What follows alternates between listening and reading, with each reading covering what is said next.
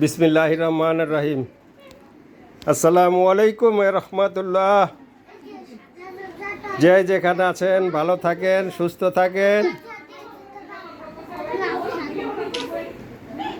আমার ওই ছোট ভাই তার একমাত্র ছেলের ডালা আসছে, সবাই দেখেন। আমরা সবাই ডালা এখানে সাজানো আছে। আমরা কেউ ডালা বলি, কেউ লগনের বলি।